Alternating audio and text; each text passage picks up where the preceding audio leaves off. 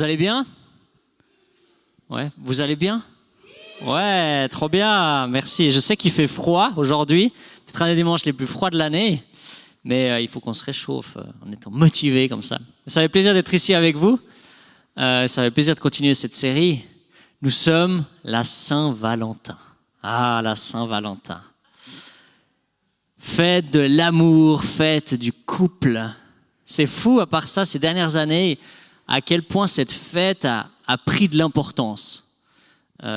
J'ai pas l'impression qu'il y a 20 ans, je me souviens pas très bien, parce que j'étais encore jeune, je me souviens pas qu'il y a 20 ans, cette fête était prenait autant d'importance que ça. Et je trouve ça intéressant parce que ça montre à quel point notre société met tellement d'importance au couple et au romantisme et à tout ce qui entoure en fait cette fête qui est là. Et personnellement, j'ai rien contre la Saint-Valentin.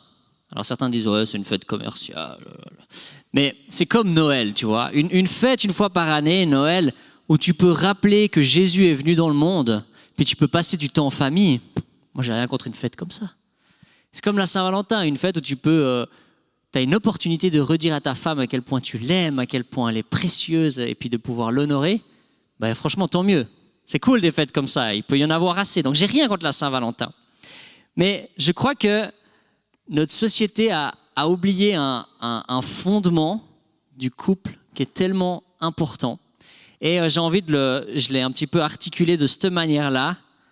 Ne cherche pas chez ton conjoint ce que Jésus t'a déjà donné. Ne cherche pas chez ton conjoint ce que Jésus t'a déjà donné.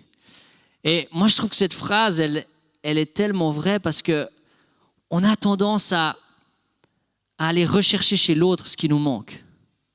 Mais c'est Jésus qui nous donne ça. C'est Jésus qui nous comble. C'est Jésus qui nous remplit. Et j'ai envie de te dire, avant de vivre un tête-à-tête romantique avec quelqu'un, tu as besoin de vivre un tête-à-tête avec Jésus.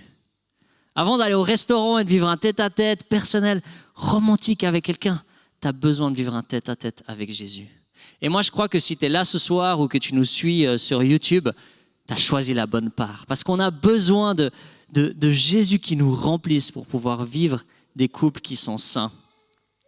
Et tu vois, en fait, le romantisme moderne, il nous fait croire que deux personnes imparfaites, incomplètes, vides, qui se mettent ensemble, va régler tous les problèmes. Mais si tu choisis deux personnes qui ont des manques, qui sont imparfaites, qui sont incomplètes ensemble, ça crée quoi? Ça crée juste encore plus d'imperfections, plus d'incomplétation, ça se dit pas, plus de problèmes en fait, tu vois ce que je veux dire? Et on croit que le couple va régler nos soucis, mais c'est pas vrai. Le but du couple, c'est pas de recevoir. Le but du couple, c'est de donner. Le but du couple, c'est de pouvoir donner à l'autre ce qu'on a reçu en fait. Alors oui, tu reçois dans le couple, tu reçois plein de choses dans le couple, mais c'est pas ton problème à toi ça, c'est celui de ton conjoint. Tu vois ce que je veux dire? Ton souci, c'est de donner, de donner, de donner. Pourquoi? Parce que tu as déjà tellement reçu envers Dieu. Et quand je dis ne cherche pas chez ton conjoint ce que Jésus t'a déjà donné, qu'est-ce que Jésus t'a déjà donné? Il t'a déjà tout donné. Il n'y a plus rien qui a besoin d'être donné. Tout est accompli. Jésus t'a déjà tout donné ce que tu as besoin. C'est là que tu peux aller chercher le manque qui est en toi. C'est là que tu peux aller chercher ce que tu as besoin pour pouvoir vivre ta vie complètement. Et je crois que ça, on a besoin de se le rappeler. Et tu vois, je te dis pas ça parce que je suis un frustré du mariage. Moi, j'ai trouvé une femme extraordinaire, Emmanuelle. Je crois qu'elle n'est pas là, je ne sais pas où elle est. Mais j'ai trouvé une femme extraordinaire. Je suis tellement heureux avec elle. On vit tellement un mariage vraiment génial. Et moi, je crois au mariage. Je dis, je suis un défenseur du mariage parce que je crois que le mariage, ça peut être magnifique et ça peut durer une vie parce que je le vis, parce que Dieu l'a créé. Mais par contre, si j'ai l'attente envers Emmanuelle qu'elle me donne tout ce qui me manque, bah, je pense qu'on serait déjà divorcés en fait. Tu vois? Parce qu'elle ne peut pas me donner tout ce que j'ai besoin. Ce n'est pas elle qui peut me donner ça. C'est seulement envers Dieu que je peux recevoir ça. Et je crois que pour vivre un mariage sain, un mariage équilibré, tu as besoin de réaliser que c'est Jésus qui te donne ce que tu as besoin. Tu as besoin de vivre un tête-à-tête avec Jésus. Tu as besoin de vivre un repas avec Jésus. Et c'est ça le thème de mon message ce soir. Juste faire attention parce qu'il y a un verre là-dessous, je n'ai pas envie de le renverser. Yeah, il n'est pas renversé. Pour ça, en fait, ce soir, j'ai envie de vous proposer de manger le meilleur repas que vous pourriez manger. C'est celui qu'on appelle dans la Bible le repas du Seigneur, on l'appelle la communion, on l'appelle la Sainte Seine, on l'appelle l'Eucharistie. Qu'est-ce que j'ai mis encore? Le dernier repas. Tout ça, qui sont tous des mots pour décrire une seule et même chose. C'est ce moment qu'on peut vivre, que Jésus a instauré. Vous savez, Jésus, il a laissé qu'une seule tradition. Il y a un seul truc qu'il a dit, faites ceci en souvenir de moi, qui est vraiment un élément de tradition à avoir, c'est la Sainte Seine. Et c'est le meilleur repas que tu peux avoir, parce que c'est celui qui peut te satisfaire le plus que ce que tu as besoin. Alors aujourd'hui, je n'ai pas beaucoup de concurrence au niveau des restaurants, malheureusement, mais je peux te garantir que c'est le meilleur endroit où tu peux avoir le meilleur repas. C'est celui-là, parce que c'est celui qui nous donne tellement de choses. Et pour ça, j'ai envie qu'on prenne un texte dans 1 Corinthiens. Donc si tu as ta Bible, tu peux ouvrir à 1 Corinthiens 11. Ce n'est pas un texte qu'on a l'habitude de prendre quand on parle de la Sainte Seine, parce que ce n'est pas le moment où Jésus instaure la Sainte Seine, c'est Paul qui parle de ça. Et juste pour avoir un peu de contexte, avant de lire le passage qu'on va lire, c'est dans l'épître aux Corinthiens. Et les épîtres, c'est quoi? C'est en fait des emails, on peut dire. C'est un courrier de l'époque, une lettre que Paul envoie aux Corinthiens. Alors Paul, il connaissait très bien les Corinthiens. Il a fondé l'église là-bas, il est resté plusieurs années avec eux, il connaissait les personnes qui étaient là-bas. Et quand il écrit sa lettre, il sait à qui il s'adresse. Il sait à qui il parle, et il parle à une situation bien spécifique et précise. Et ça, c'est important de réaliser ça quand on lit la Bible, c'est où est-ce qu'on est? Qui est-ce qui a écrit ça? On ne peut pas juste prendre le verset et dire, tu vois, Paul, il dit ça. Non, il faut comprendre le contexte. Paul, il réagit à une situation qu'il y avait chez les Corinthiens. Et puis c'est du Paul costaud, quoi. Hein, j'ai dit la semaine passée là, qu'il fallait lire Philippiens, si vous voulez aller voir Paul gentil. Là, c'est du Paul qui vient un petit peu pointer du doigt ce qui ne va pas, quoi. Et c'est très, très intéressant, vous allez voir. On va passer un super moment ensemble. En tout cas, c'est ce que je vous souhaite. 1 Corinthiens 11, versets 17 à 22. « Puisque j'en suis aux directives, il me faut mentionner un point pour lequel je ne saurais vous féliciter. C'est que vos réunions, donc vos célébrations, comme on dit là, au lieu de contribuer à votre progrès, vous font devenir pire. » C'est cool, hein? J'espère pas qu'il m'écrirait une lettre comme ça, sinon je suis un peu mal. Tout d'abord, j'entends dire que lorsque vous tenez une réunion, il y a parmi vous des divisions. J'incline à croire qu'il y a une part de vérité dans ce qu'on raconte. Sans doute, faut-il qu'il y ait chez vous des divisions pour les chrétiens qui ont fait leurs preuves soient clairement reconnus au milieu de vous. Ainsi, lorsque vous vous réunissez, on ne peut vraiment plus appeler ça « prendre le repas du Seigneur ». Car à peine êtes-vous à table que chacun s'empresse de manger ses propres provisions. Et l'on voit des gens manquer de nourriture pendant que d'autres s'enivrent. S'il ne s'agit que de manger et de boire, n'avez-vous pas vos maisons pour le faire? Ou bien traitez-vous avec mépris l'Église de Dieu et avez-vous l'intention d'humilier les membres pauvres de votre assemblée? Que puis-je vous dire? Vais-je vous féliciter? Certainement pas. Tu aimerais recevoir un SMS comme ça quand tu te lèves le matin. Paul, il vient dénoncer quelque chose qui se passe chez les Corinthiens. Il vient dénoncer une habitude qui vivait dans leurs réunions qui n'était pas bonne.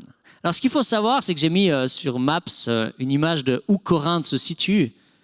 Donc, c'est en Grèce, pas très loin d'Athènes. Donc, c'est-à-dire que les Corinthiens, ils n'étaient pas du tout juifs. C'était des païens, c'était des gens qui ne connaissaient pas forcément super bien l'Ancien Testament à ce moment-là. Certains étaient peut-être juifs, mais pas tous. Et ce qu'ils faisaient, en fait, du coup, forcément, ce qu'on a tous tendance à faire, c'est importer ce qu'on connaît dans ce qu'on vit. C'est-à-dire qu'ils prenaient des traditions païennes de l'époque pour les mettre dans les célébrations, pour les mettre dans leurs réunions. Et du coup, en fait, il y a deux possibilités que les Corinthiens faisaient, qui pourraient être justement inspirées de ces cultes païens ou de la culture. Le premier, c'est que peut-être qu'ils voyaient ce moment du repas du Seigneur comme une rencontre entre bons copains. À l'époque, il y avait des rencontres, c'était des associations pas forcément comme nous aujourd'hui, mais ils se rencontraient entre amis et ils aimaient bien manger, bien boire, profiter et puis basta, vivre un festin en fait. Donc ça, c'était peut-être une tendance. Peut-être qu'ils étaient juste en train de... Ils voyaient le repas du Seigneur comme un bon repas qu'on pouvait passer avec des amis et puis se prendre une bonne cuite et bien se remplir l'estomac. Peut-être c'était ça qu'ils voyaient. Eh bien, Paul il vient dire, c'est pas juste un repas classique. Si vous voulez juste un repas classique, allez le manger chez vous. Vous n'avez pas besoin de vous réunir en tant qu'église pour ça. C'est plus que ça, on va voir. Ou la deuxième tendance qu'il pouvait y avoir, qui est un peu opposée, c'est qu'en fait, dans les cultes à mystère, donc aux autres divinités à l'époque, ils vivaient aussi des gros repas ensemble. Mais l'idée, c'était de s'enivrer pour entrer en relation avec la divinité. Et c'était chacun individuellement qui vivait son truc pour essayer de rentrer en contact avec sa divinité. Et peut-être les Corinthiens, ils faisaient ça à ce moment-là, c'est qu'ils avaient une perspective où ils voulaient rentrer en contact avec la divinité en buvant et puis en s'enivrant, en oubliant en fait l'aspect communautaire. Et ce qui est intéressant dans ces deux exemples, pour un petit peu résumer, la première position, c'est de dire, on mange un repas entre nous, on passe un bon moment entre nous, mais on oublie la notion de Dieu. On oublie la notion qu'il y a Dieu qui est là, qu'on vit ça pour Dieu. Et l'autre extrême, c'est, il n'y a que Dieu. Je vis ça que moi avec mon Dieu. Et il n'y a plus la notion communautaire. Et on peut avoir tendance de basculer dans une des deux extrêmes dans nos vies, même dans nos cultes, dans tous les moments. On peut avoir cette tendance d'oublier qu'on est ensemble avec Dieu. Surtout dans notre société un peu individualiste. Des fois, c'est moi et mon Dieu. Non, c'est ensemble. On est ensemble. Alors, ce que j'ai envie de te proposer comme phrase, tu peux l'afficher, John Duke, c'est que la communion est un tête-à-tête avec Jésus. Je ne sais pas si tu l'as. La communion est un tête-à-tête avec Jésus. Et en fait, pourquoi j'aurais besoin qu'il soit affiché, mais ce n'est pas grave s'il n'y est pas, c'est que dans le deuxième tête, j'ai mis un S. C'est-à-dire que ce n'est pas un tête-à-tête individuel avec Dieu. C'est un tête, sa tête, qui est Jésus, qui rentre en relation avec nos têtes. Vous voyez, il y a une dimension en même temps communautaire et en même temps de quelque chose d'une relation avec Dieu. Et puis le dernier élément que j'ai envie de dire par rapport aux Corinthiens à l'époque, c'est que, vous savez, plus tard dans le passage, on ne va pas le lire ce soir parce que je n'ai pas le temps, mais plus tard dans le passage, Paul va dire des phrases assez dures. Il va dire, vous vous jugez pas vous-même. C'est pour ça qu'il y en a certains d'entre vous qui sont malades. Et puis, il faut réaliser ce que c'est la Sainte Seine, sinon tu peux tomber malade. Et je sais que ma femme est quelqu'un qui va facilement prendre les choses au sérieux et à cœur, et c'est vraiment ta force. Mais du coup, en fait, elle m'a souvent dit qu'elle s'inquiétait de prendre la Sainte Seine parce qu'elle se dit, mais si je ne la prends pas d'une bonne manière, je vais tomber malade et je vais peut-être mourir de ça. C'est pour ça que c'est important de comprendre le contexte. Ce qui se passait là à l'époque, c'est que les pauvres, ils avaient la dalle, alors que ceux à côté d'eux, ils étaient complètement sous. Il y avait un traitement, mais totalement opposé entre les pauvres et les riches. Et c'était quelque chose qui était habituel à l'époque. On mettait les pauvres dans la cour intérieure, assis sur des chaises, alors que les riches étaient couchés, posés dedans, au chaud, bien à l'aise. C'était comme ça que ça se passait. Et c'est vrai que si tu prends la Sainte Seine et que tu t'enivres avec le vin et que la personne à côté de toi, elle a rien et qu'elle a faim, peut-être que là, tu es un peu dans une extrême. Mais il y a de la marge, ok ? La Sainte Seine, elle est là pour les personnes qui se reconnaissent pécheurs. La Sainte Seine, c'est Jésus qui déclare « tu es pardonné ». Donc c'est normal que tu sois pécheur quand tu prends la Sainte Seine. C'est juste un truc que j'avais envie de dire, parce que peut-être certaines personnes d'entre vous s'inquiètent, des fois ont peur de prendre la communion, mais je crois que si tu réalises ce que ça représente, que c'est le corps de Jésus, le sang de Jésus, tu peux la prendre, elle est là pour toi. Jésus veut aussi que tu puisses l'apprendre. Et en fait, ce que j'ai découvert sur les Corinthiens, je trouvais ça super intéressant. Parce que quand tu lis la Bible, elle te pose des questions.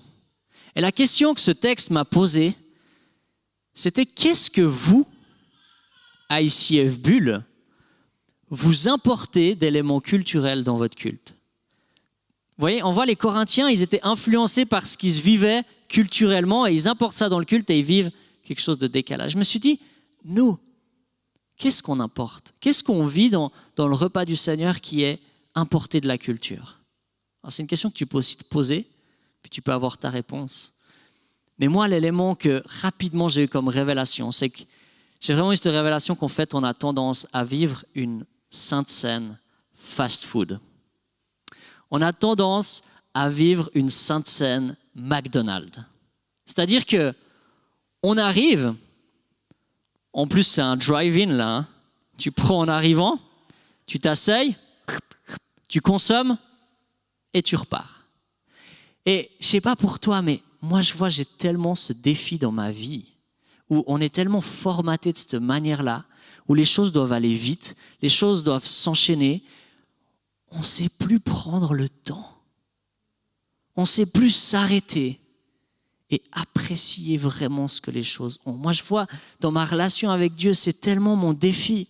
C'est que j'arrive plus à m'arrêter, à ouvrir ma Bible sans un objectif de nombre de versets à lire ou de chapitres à lire, sans vouloir lire rapidement, juste prendre le temps de lire la Bible, de passer un temps avec Dieu. De savourer ce moment, d'apprécier ce moment. Et je vois que la Sainte Seine, j'ai eu tendance à des fois la prendre de manière juste, je consomme, sans vraiment prendre le temps d'apprécier ce que ça représente, ce que Jésus a fait pour moi. Et j'ai vraiment envie de demander pardon à Dieu pour les fois où on a pris cet élément culturel pour l'importer chez nous, de faire une Sainte Seine fast-food. Et de ne pas prendre le temps de vraiment apprécier ce que c'est, de vraiment savourer toute la richesse qu'il y a derrière cet acte que Jésus a instauré de la Sainte Seine. Alors moi, je vous propose qu'on essaye de plus vivre une Sainte Seine fast-food et que ce soir, on prenne le temps, qu'on prenne le temps d'apprécier ce moment, qu'on prenne le temps de vivre ce moment pleinement. Ça vous motive? Parce que je pense que c'est tellement important et dans nos vies aussi. Vous savez, à l'époque, j'avais entendu ça, je trouvais super intéressant. À l'époque où la Bible est écrite, il faut se rendre compte que de se déplacer d'une ville à une autre, ça prenait peut-être 2 jours de marche. Les trajets de Paul, ça prenait des temps monstrueux. En fait, tu avais forcément du temps dans ta journée. Tu étais forcément obligé de t'arrêter à des moments parce que déjà, le soleil s'éteignait, puis il n'y avait plus de lumière, donc tu ne pouvais plus travailler. Il fallait t'arrêter quand le soleil s'arrêtait. Et nous, aujourd'hui, avec la voiture, avec toutes ces choses-là, on enchaîne. Bam, bam, bam, bam, bam, bam, bam, bam, bam, bam, bam. Et si on ne décide pas de prendre du temps pour s'arrêter, on ne s'arrête jamais. On doit vraiment prendre cette décision de dire, je m'arrête, je mets un temps à part pour ma famille, je mets un temps à part pour mon Dieu, je mets un temps à part pour ces choses-là. Parce que sinon, tu te les fais bouffer ces moments-là. Tu enchaînes. Et on a besoin de créer cet espace-là. Paul, pour rectifier cette situation, donc là on voit, il dénonce ce qui se passe d'une mauvaise manière chez les Corinthiens. Ensuite, il va venir ramener à la base. Il va venir ramener à ce que Jésus a instauré comme rappel pour rectifier cette mauvaise trajectoire que les Corinthiens avaient pris. On va le lire ensemble maintenant. 1 Corinthiens 11, verset 23. « Car voici la tradition que j'ai reçue du Seigneur et que je vous ai transmise. Le Seigneur Jésus, dans la nuit où il fut livré pour être mis à mort, prit du pain. Et après avoir prononcé la prière de reconnaissance, il le rompit en disant « Ceci est mon corps. Il est pour vous. Faites ceci en souvenir de moi. » De même, après le repas, il prit la coupe et dit « Cette coupe est la nouvelle alliance, scellée de mon sang. Faites ceci toutes les fois que vous en boirez en souvenir de moi.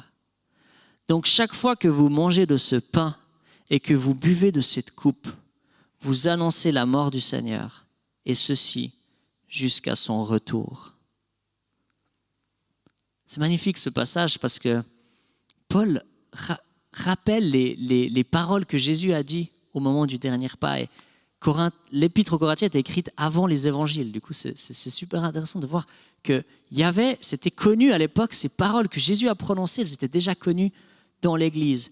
Et Paul, il ne dit pas, voilà ce que j'ai entendu, il dit ce que j'ai reçu du Seigneur. Donc il déclare vraiment l'autorité, que ces paroles viennent de Jésus. Il cite Jésus dans son épître, c'est pas rien. Et il y a 3 éléments qui me parlent dans ce texte que j'ai envie de vous dire rapidement. Le premier, c'est que dans la Sainte Seine, il y a quand même un peu une image un peu sanguinaire. Si tu n'as jamais entendu, c'est quand même bizarre.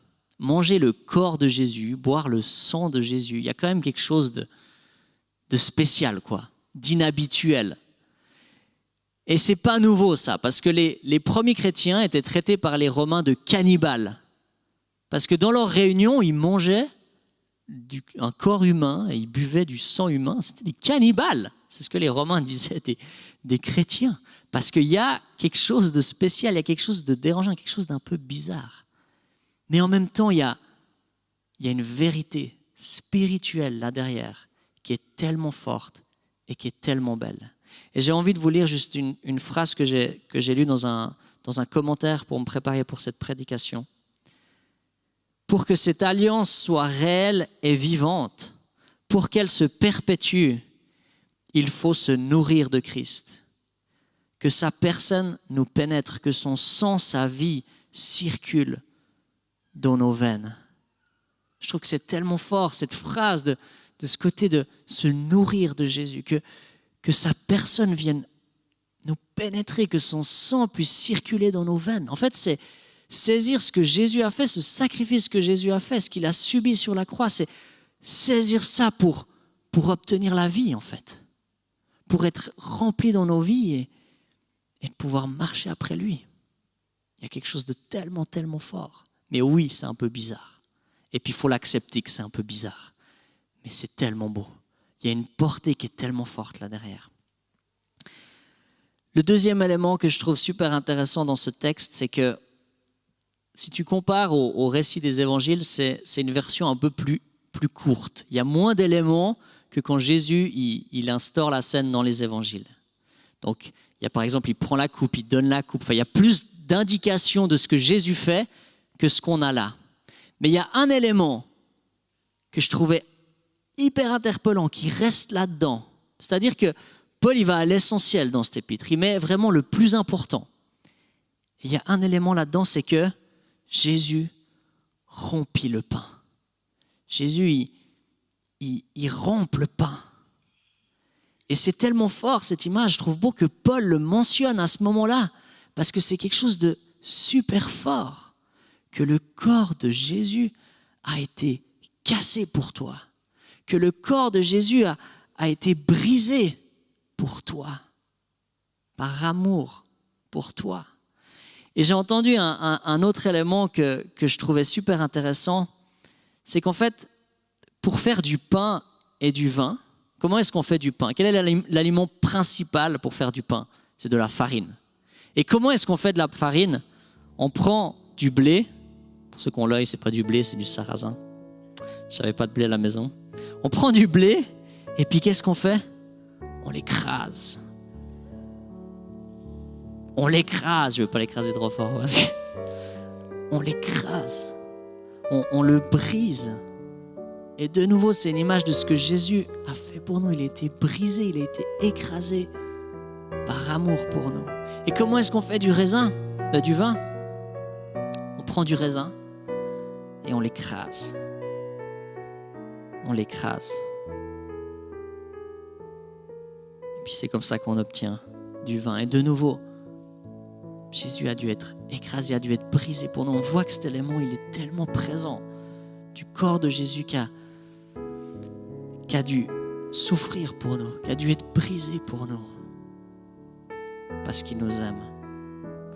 Et le dernier élément qu'on voit dans ce texte, c'est que ça a une portée, la Sainte Seine a une portée jusqu'à la fin des temps. On voit à la fin, Paul il dit, chaque fois que vous mangez de ce pain et que vous buvez de cette coupe, vous annoncez la mort du Seigneur. Donc on annonce quelque chose de triste, de terrifiant, de terrible, le côté que Jésus meurt. Quand il annonce ça lors du dernier repas, les disciples, ils étaient choqués, ils étaient perturbés face à cette annonce de Jésus. Mais après, qu'est-ce qu'il dit? Et ceci jusqu'à son retour. Parce qu'à son retour, la mort ne sera plus, le mal ne sera plus, on aura la vie éternelle. Jésus a été ressuscité, nous on sera ressuscités avec lui. C'est ça que la Sainte Seine annonce aussi. C'est qu'en même temps, il y a quelque chose de tellement triste, de tellement terrible que Jésus a dû mourir pour nous, a dû verser son sang, a dû être brisé pour nous. Mais d'un autre côté, il y a quelque chose de tellement beau. C'est qu'il a fait ça pour qu'un jour, il revienne et qu'il mette un terme à la souffrance, qu'il mette un terme à l'injustice, qu'il mette un terme aux maladies, qu'il mette un terme à toutes ces choses terribles qui sont dans notre monde. Donc quand on prend la Sainte Seine, c'est comme si on fait un dézoom de notre vie. Vous savez, quand on est dans notre quotidien, on voit juste nos petits soucis, nos petits problèmes, les petites choses qui arrivent dans nos vies et on voit que ce qui est là devant. Et en fait, la Sainte Seine, elle nous invite à dézoomer. Et tout d'un coup réaliser, waouh, il y a tellement plus que ce que je pensais. Il y a tellement, c'est tellement plus grand que ce que j'imaginais. Et je trouve beau, j'avais lu dans un livre qui disait que quand on prend la Sainte Seine, on doit réaliser qu'on la prend non seulement ensemble, mais qu'on la prend aussi avec tous les chrétiens qui la prennent aujourd'hui dans le monde. Mais qu'on la prend aussi avec tous ceux qui l'ont eu prise dans le passé. Y compris toutes les fois où Paul il a dû vivre la Sainte Seine avec des églises, avec des communautés. Toutes les personnes dans l'histoire qui ont pris la Sainte Seine, on la prend avec eux. Et on la prend aussi avec tous ceux qui la prendront plus tard. Ça dézoome. Ça sort tout d'un coup de notre réalité. En fait, quand on prend la Sainte Seine, on doit imaginer une table de 2 kilomètres de long, avec tous les croyants autour de cette table. Elle devrait peut-être faire plus que 2 kilomètres encore, qui la prennent ensemble. Et avec Jésus au bout de cette table qui prononce ses paroles. Mais un jour, ce sera un festin qu'on aura ensemble. C'est tellement beau. Donc maintenant, j'ai envie qu'on prenne cette Sainte Seine ensemble. J'ai envie de finir ce message de cette manière-là. Mais avant de la prendre, j'ai envie qu'on puisse prendre un petit temps de silence. Un petit temps où on s'arrête et où on savoure, avant même de prendre cette Sainte Seine, où on regarde un peu à l'intérieur de soi. On peut même demander pardon à Dieu pour peut-être certaines choses qu'on a besoin de lui demander pardon, qu'on se prépare pour ce moment de Sainte Seine. Et je vais juste laisser un moment de silence et tu peux vivre ce moment de toi et Dieu.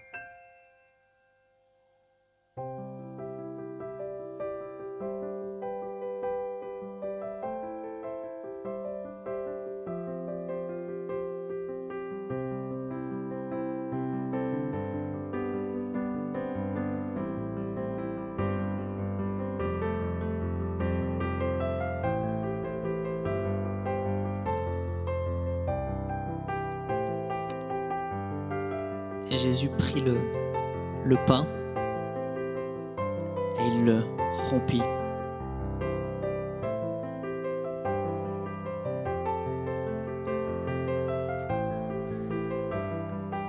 Et ça, c'est le corps de Jésus qui a été cassé pour toi. C'est le corps de Jésus qui a été brisé par amour pour toi. Et tu peux le prendre maintenant.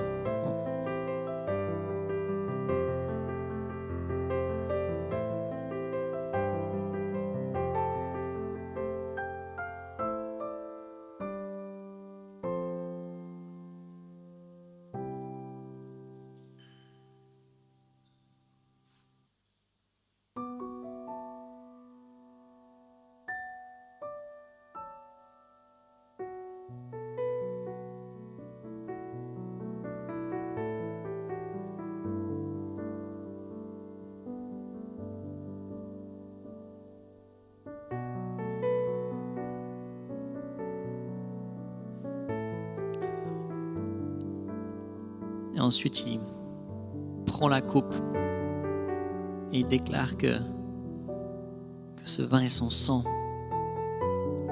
versé pour l'alliance avec toi. Vous savez, une alliance, c'est pas un petit mot. Une alliance, c'est un mot fort. C'est un mot d'engagement. D'engagement qui prend envers nous de vouloir vivre cette relation et que rien ne peut briser cette alliance. Parce que c'est lui qui l'a scellé de son propre sang. Tu t'es même pas engagé dans cette alliance. Il s'est engagé tout seul. Et on peut boire son sang.